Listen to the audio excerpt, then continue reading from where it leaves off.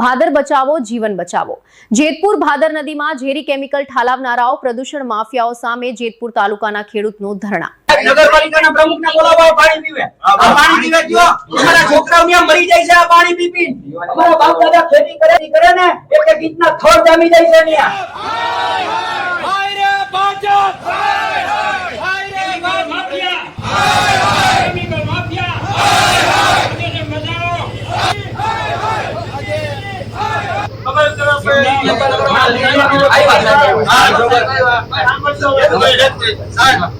આજે 1 મહિનાની અંદર ચોથી વખત અમે આજે તમારા માણસો અથવા તમારા કર્મચારીને મોકલવા હોય તો મોકલો। આજે ભાજપ નદીની અંદર પ્રદૂષિત પાણી જેમ કે ચોમાસાની અંદર પૂરનું પાણી જતું હોય એવી રીતે પીણાવાળું પાણી અત્યારે પણ જાય છે। અત્યારે અમે આ લાઈવ સેમ્પલ ભરીને આવ્યા।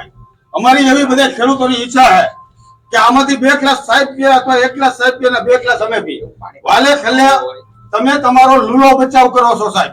તમે એમ કહો છો કે નગરપાલિકાનું પાણી આવે છે, નગરપાલિકાને તમે લેટર પેડ ઉપર તમે મંજૂરી આપી છે, ગુજરાત સરકારે મંજૂરી આપી છે, તો તમે લૂલો બચાવ કામ કરો નગરપાલિકાનું પાણી પીવો કે અમે ભાઈ 1 મિનિટ હું ઓફિસર પછી ફોન કરવા સાહેબ એટલે ખ્યાલ આવે આ પબ્લિક ની નો પૈસા થતી હોય ને ઈ સાહેબ આ 20 વર્ષ થઈ ગયા 30 વર્ષ થી અમારો પાણીનો કલર જોવો, ઝેર નાખે છે। આ બધાને સમજાવો બાપા, અપીલ છે તમને। મટી જાય વર્ષોથી આ સેમ્પલ ભરી જાય, સેમ્પલ નું શું બધા કારખાના આપી છે તો અત્યારે પાણી કેમ પાછું ભરી જાય છે? તમારાથી આગળ કેમ હાલે છે? નહીં હવે નગરપાલિકાનું તો તમે એની પર એક્શન કેમ નથી લેતા?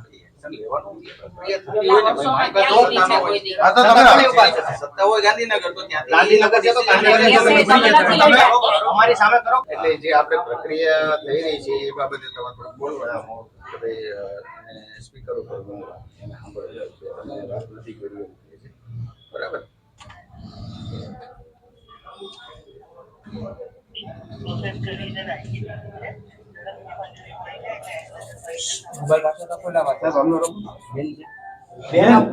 બેન આ પ્રોસેસ કરીને રાખી દીધી છે તો પ્રોસેસ કરવાની છે કે રાખી જ મૂકવાની છે? 40 વર્ષથી પ્રોસેસ 40 વર્ષ છે તમારી પ્રોસેસ ની એક્શન બધી હાલે છે તો 40 વર્ષમાં તમે કર્યું શું?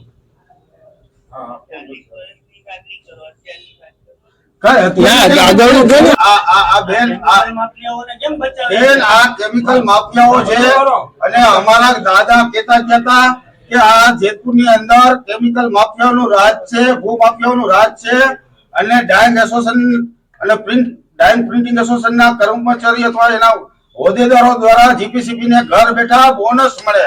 અમારા દાદા એવું કહેતા હતા।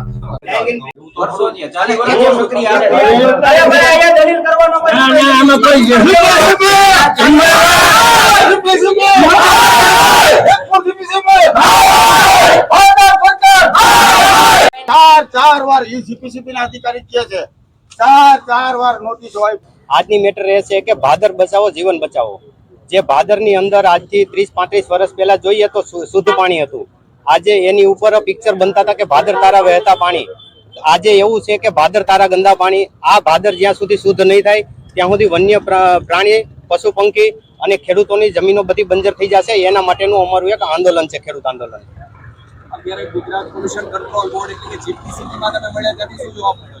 જીપીસીબી સાહેબે એવું કીધું કે આ પાણી પીવા લાયક નથી। મેં એવું કીધું કે જો તમે 1 ગ્લાસ પીઓ, હું 2 ગ્લાસ પીશ, તો કે આ પાણી પીવા લાયક નથી તો તમે આ નદીની અંદર છોડો છો કેવી રીતે? કારણ એ છે કે જે આ ડાઇંગ પ્રિન્ટિંગ એસોસિએશન છે તે એને અને ભાજપને મિલી ભગત છે અને અહીંથી કરોડો રૂપિયા ઉઠાવી જઈને આની અંદર પ્રદૂષણ ઠાલવવામાં આવે છે। આગળની રણનીતિ શું રહેશે? આગળની રણનીતિ મારી એવી છે કે જો આ ભાદર નદીની અંદર પ્રદૂષણ જો અટકાવવામાં નહીં આવે તો અહીં હું મારા છેલ્લા શ્વાસ સુધી હું અહીં ઉપવાસ આંદોલન કરીશ।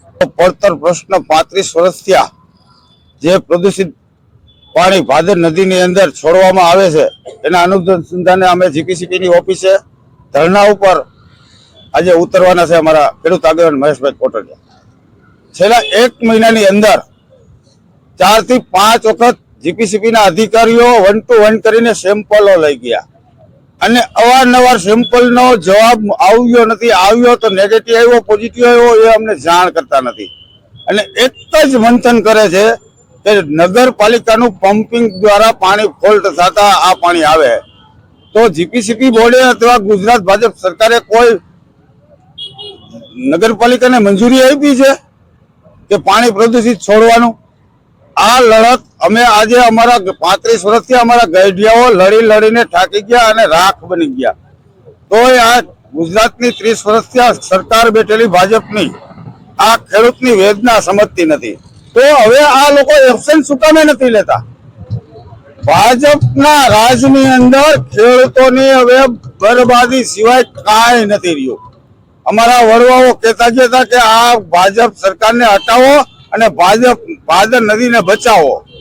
આજે અમારે એન કેન પ્રકારે આ સરકારની સામે જીપીસીબીની અધિકારીની ઓફિસની સામે ના છૂટકે મજબૂર થઈને અમારે ઉપવાસ ઉપર ઉતરવું જોશે. પણ આ કચેરીના અધિકારીઓના પેટની અંદર તેલ રેડાતું નથી કોઈ જાતનું. એનો એક જ બચાવ છે, વારંવાર એમ કે છે નગરપાલિકાનું પાણી આવે તો કેમિકલ યુક્ત પાણી કેમિકલ માફિયાઓનું આવે છે, આ પ્રદૂષિત કારખાનામાંથી આવે એની ઉપર કોઈ પગલાં લેતા નથી. 4 વખત નોટિસો આપે પણ એના કોઈ પગલાં લેવાતા નથી. આજે તમે ને હું કોઈ એક નાનો ક્રિમિનલ ગુનો કરી તો સમજ આવે ને સીધી ધરપકડ થાય અને જેલ હવાલે કરે છે, તો આ એના મળતિયાઓને જેલ હવાલે કેમ નથી કરતા?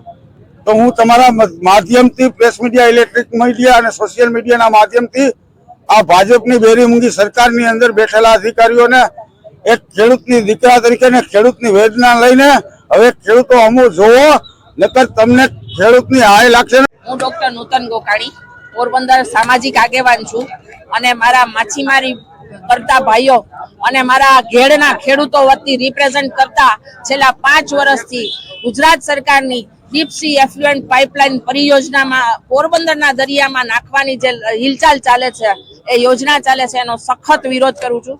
છેલ્લા 5 વર્ષથી લગભગ 85 થી વધારે અમે પોરબંદર વાસીઓએ આંદોલનો કર્યા છે અને અલગ અલગ પ્રોજેક્ટ કર્યા છે અને છેલ્લે 50,000 પબ્લિક સાથે અમે જે રેલી કાઢી હતી એ એક ઇતિહાસ બની ગઈ છે ગુજરાત સરકાર સામે.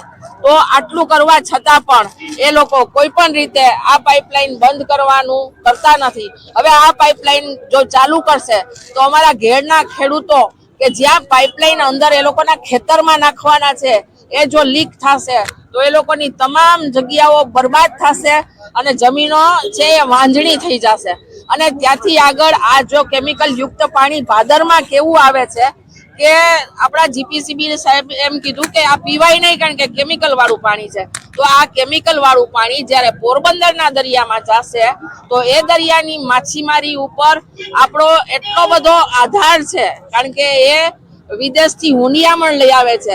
આ હુંડિયામણ બંધ થઈ જશે, આ માછીમારોને આપઘાત કરવાનો સમય આવશે અને એ લોકો ખૂબ હેરાન પરેશાન છે આજે પણ, કારણ કે માછલીઓની સંખ્યા ખૂબ ઓછી થઈ ગઈ છે. જે સવારે જઈને સાંજે માછલી લઈ આવતા હતા એના બદલે એ લોકોએ આજે 4 દિવસનો ખર્ચ કરવો પડે છે, જે માછલીઓની આવક કરતા ખૂબ ભારે થઈ જાય છે. તો આ આટલી સમસ્યા હોવા છતાં સરકાર આ પાઇપલાઇન પણ બંધ કરતી નથી. અને એ વિચારવાનું જ છે કે જો તમે પાઇપલાઇનમાં અત્યારે પાણી ચોખ્ખું કરશો તો પાઇપલાઇન ત્યાં સુધી નાખવાની જરૂર શું છે?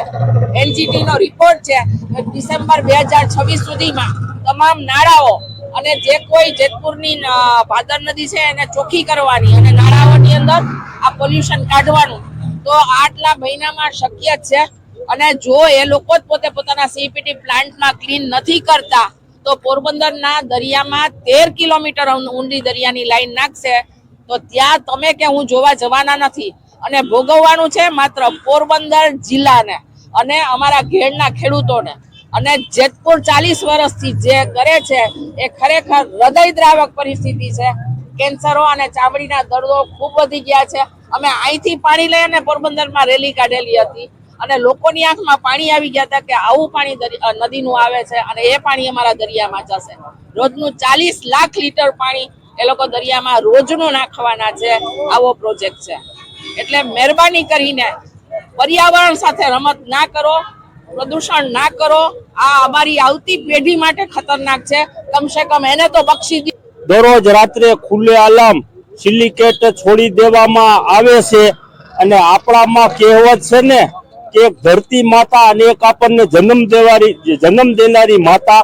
તો આપણે જન્મ આપણી માતા આપી દે તે પછી આપણે જીવી ત્યાં સુધી નદીનું પાણી પીતા હોય છે. તો અત્યારે 20 થી 25 વર્ષ થયા તો ખુલ્લે આલમ સિલિકેટ કોઈ ગામડાઓમાં રહેવાતું નથી. ખેડૂતને ચામડીના રોગ થાય છે. અહીંથી ઘેર સુધી દરેક ગામમાં તમે ચક્કર મારો એટલે 4 થી 5 કેન્સરના કેसेस છે. અને અમે અહીંયા જીપીસીપી ઓફિસે આવ્યા છે તો એ અધિકારી એવું કહે છે કે આ પાણી પીવાય નહીં, પીવાય એમ નથી. મારું ગામ લુણાગરા, હું લુણાગરા ગામનો ખેડૂત છું. અટાણે 30 થી 35 વર્ષથી આ ભાદરમાં એટલું કેમિકલ યુક્ત પાણી છોડવામાં આવે છે કે જમીનને તો નુકસાન કરે છે, ભેગા ખેડૂતને નુકસાન કરે. જમીન અટાણે અમારી હજારો વીઘા જમીન બંજર બનાવી દીધી છે. આ લોકો કોઈ જીપીસીબી પાસે આવી એમ કે નગરપાલિકા પાસે જાઓ, નગરપાલિકા વાળા એમ કે અમારું નથી આવતું. તો પાણી આવે છે કેનું? પાણીને આવે છે બધું જેતપુરનું જ આવે છે, એસોસિએશનનું, પણ પૈસા દઈને પાણીને ઠલવવામાં આવે છે. એટલે આની ઉપર કોઈ પણ જાતની એક્શન લેવાતી નથી અને આમાં હજારો ખેડૂત અને હજારો માલધારી પણ આમાં બરબાદ થઈ જાય. કિશોરભાઈ મકવાણા, લુણાગરા મારું ગામ છે. આજે 35 વર્ષથી આ એક ધારો પ્રશ્ન છે કે પ્રદૂષિત પાણી વહી રહ્યું છે, જેની અંદર અનેકવાર રજૂઆતો કરવા છતાં કોઈ પરિણામ આવ્યું નથી. અને આજની તારીખે અમારા ખેડૂત આગેવાન શ્રી મહેશભાઈ કોટડિયા, શ્રી દિલીપભાઈ ભુવા આ કાર્યક્રમ કર્યો છે કે જ્યાં સુધી ભાદર નદી સ્વચ્છ નહીં થાય ત્યાં સુધી અમે ઉપવાસ ઉપર બેસી રહેશું. અને અમારી માંગ છે કે આ બેરી સરકાર જાગે અને ભાદરને સ્વચ્છ કરે, પ્રદૂષિતથી મુક્ત કરે. પ્રદૂષણ પાણી આવે છે એના લીધે પાકની અંદર પૂરું ઉત્પાદન થતું નથી. માલઢોર પીવે તો એને ચામડીનો રોગ થાય છે. એવી જ રીતે તળ વિસ્તારની અંદર પણ આ પાણીનું પ્રદૂષણ ફેલાઈ ગયું છે.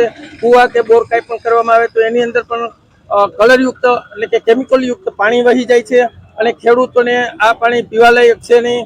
અને ઘણી બધી નુકસાની માલઢોરને, પશુ પક્ષીને અને માનવીઓને પણ સહન કરવી પડે છે. આના હિસાબે લોકોને સ્કિન પ્રોબ્લેમ પણ થઈ રહ્યા છે અને કેન્સરના રોગો પણ વધી રહ્યા છે. મારી માંગ એવી છે કે અત્યાર સુધી જે પાણી વહી ગયું છે એ આની પહેલા 35 વર્ષ પહેલા પીવાલાયક હતું, એવું જ પીવાલાયક પાણી વહે એવી અમારી માંગ છે.